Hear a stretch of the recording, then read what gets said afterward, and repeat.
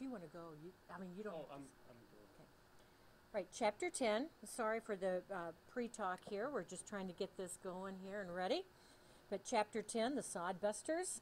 And this is our PowerPoint with my talk about the chapter. So first slide. Number 1. Some settlers lived in houses made of sod. And that is a true statement. Not all settlers lived in sod houses, just a few in this part of Minnesota. As soon as they could get to a place in town to buy lumber, they would, as soon as they had enough money to build a house. But they did live in some houses made of sod. And as we've learned before, this could even be called a soddy. Number 2, prairie sod roots were thick and protected the rich soil below. We had the richest soil here, and it was because of all of this prairie grass everywhere, and it was thick, and the roots were thick. They went 3 times deeper into the ground as whatever height the sod was. So really rich, really thick soils, thick roots, very hard to plow through. Number 3, in their first years, most settlers planted potatoes, turnips, and corn. And kids, they did this. This was just to feed themselves. This is not to sell or anything. It was just their garden, and they didn't have a big variety. It was just the basics. Meals were very boring back then. They would have the same thing to eat. They had no refrigeration or anything like that, so they had to have things that didn't spoil. Number 4, railroad inspectors sometimes cheated farmers by saying their grain wasn't worth as much as it was. And we'll learn more about this in the chapter of how important the railroad was to farmers. I mean, they couldn't have been farmers without it, but the railroad did get greedy and started cheating them. And they did things to fix that. We'll learn more about that. Number 5. Cooperatives were formed to buy and sell products as a large group to get a better price. The more people you have together, like in the Grange, the farmers, they could get better prices on all kinds of farming things, whether it's seed or a piece of equipment, anything. A larger group can get a better price, and they called them cooperatives, or co-ops for short. And number 6, wheat was not difficult to cultivate. It was an easy thing to plant and harvest, and of course we had this great rich soil, so it was a wonderful thing to plant. Our next slide. These are our matching. We have Sarah Tainter for number 1, and we have John Tainter down on number 5. They were husband and wife, and Sarah Tainter helped set up the farm by managing the household. And number 5, John Tainter helped set up the farm by breaking the sod. He had to do all the farm work. She did all of the housework. Number 2, we'll learn about James J. Hill. And James J. Hill was known as the Empire Builder. I told you about his mansion that's right down the street from our state capitol in St. Paul.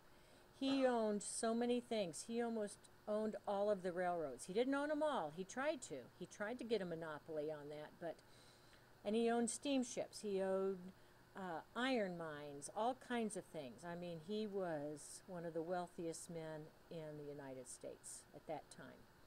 Number 3, Lewis Fertile made a large profit by buying and selling land. And as I told you before, I think this is kind of funny. When we talk about good soil, rich soil, we call it fertile soil. And here he is buying and selling land, and his name is Lewis Fertile. And that should be a easy way for you to remember his name too. But he was very smart. He did not lose money. He made money. Number 4, Oliver Kelly. He founded the Grange, and I told you the Grange is an organization for farmers. And he was the founder of the Grange. And girls, women could be in the Grange too. That was really good because women were very important to farm life. And of course, as we see here on number 5, that's John Tainter again, helping the farm by breaking the sod. Next slide. List at least 5 pieces of evidence to support the following statement. The arrival of the railroad was critical to the development of western Minnesota. Now, I've told you the government gave this land to the railroad, and then they could sell the land to make their railroad. So, number one, towns were developed along the railroad. You needed a railroad in your town so your town would stay alive. Number two, railroads transported produce between western Minnesota and eastern Minnesota. The flour mills were in eastern Minnesota. We were growing all the wheat out in western Minnesota. They had to have a way to get the wheat to the flour mills, and the railroad did that.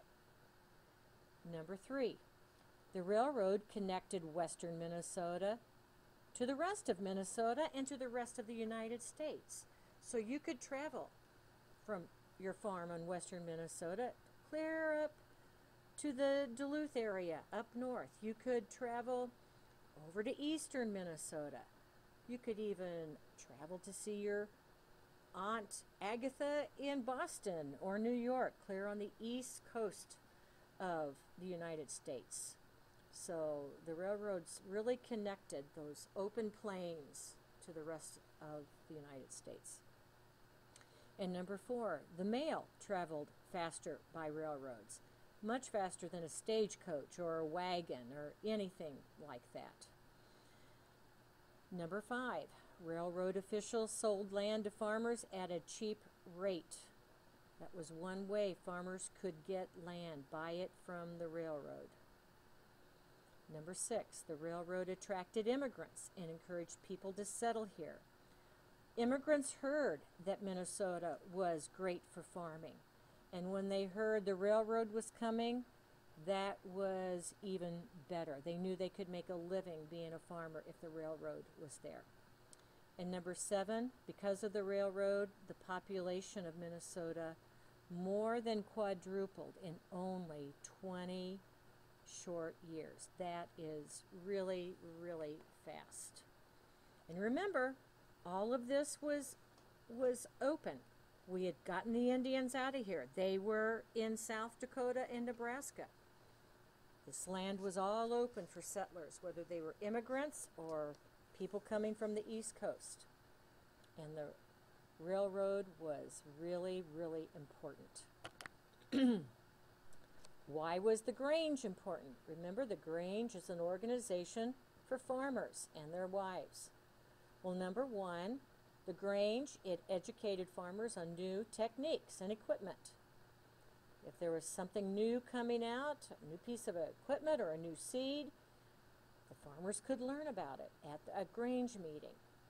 Number two, it offered farmers a social outlet and allowed women to be members. You know, farming was a job for 7 days a week, and it was hard work, and they didn't have leisure time. But every once in a while, they could have a get-together, a party where people could see each other and talk about how their crops were doing, and share a picnic supper or something like that, and children could play games. Number three, it helped farmers organize co-ops. And remember, the co-ops would allow them to buy things cheaper. So that was really good and very helpful. Number four, it became a political organization that campaigned for railroad regulation. Members of the Grange went to St. Paul, to the Capitol, and said, you have to make laws. You have to help us. The railroads are starting to cheat us, and we need the railroads to sell our crop, but they are cheating us, and you've got to make some laws. And they got it done. Laws were made to regulate the railroads so they didn't cheat the farmers. Next slide. How did farming practices change between the 1860s and the 1890s? And that's just 30-some years, so it's not very long. Number one, as I told you, when farming first started, they were just growing food to feed their family and to trade with their neighbors. So number one says, at first, farmers only grew enough to feed their family and trade with their neighbors. And that is called subsistence farming. I'll say it again. subsistence farming, where you grow enough to feed your family and trade with your neighbors. You are not selling to make any money. Number 2, a few years later, because it would take a long time to get fields plowed, farmers started planting one crop, and it was usually wheat, and that they would sell for cash. They would load it onto the railroad because that got built really fast, and they could sell that and start earning money.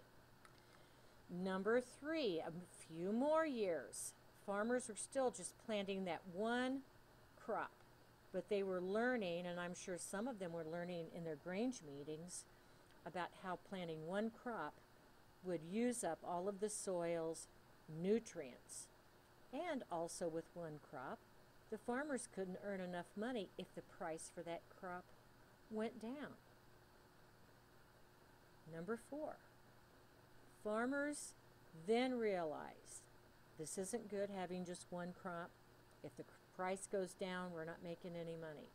So farmers realized they needed to diversify.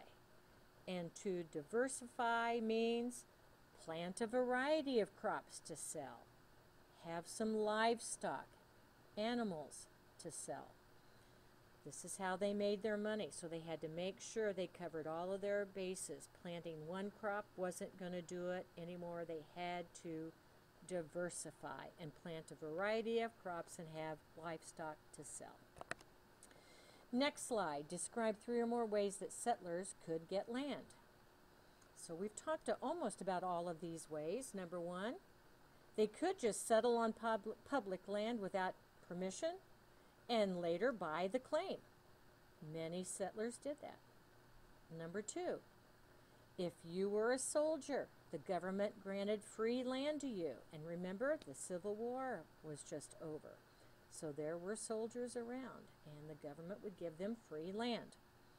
Number 3, we're learning about the Homestead Act. You could make a claim and live on that land for 5 years, build a house on it, start working the soil, and in 5 years that land was yours, and it was called the Homestead Act. And number 4, you could always buy land from the railroad, or you could buy it from people like Lewis Fertile, a land speculator.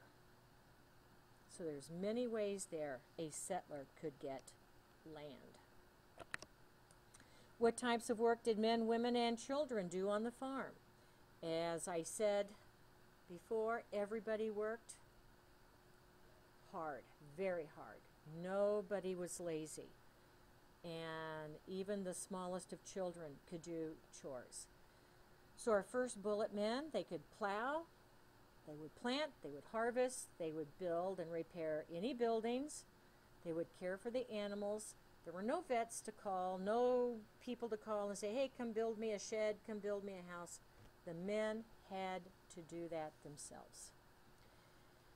Women had to do all of the cooking by scratch, taking care of the garden, laundry, boiling it in a big pot, cleaning, making clothes, taking care of the children, all of that. Everything from scratch. You didn't buy clothes from a store, you made them. You didn't buy soap, you made it. You didn't buy butter, you made it. Children could carry firewood, they could carry water from the well, they could weed the garden, they could gather eggs, they could help with the cows, with milking and moving them in. And also kids would just help take care of all the other children. Hard, hard work being a farmer. And that ends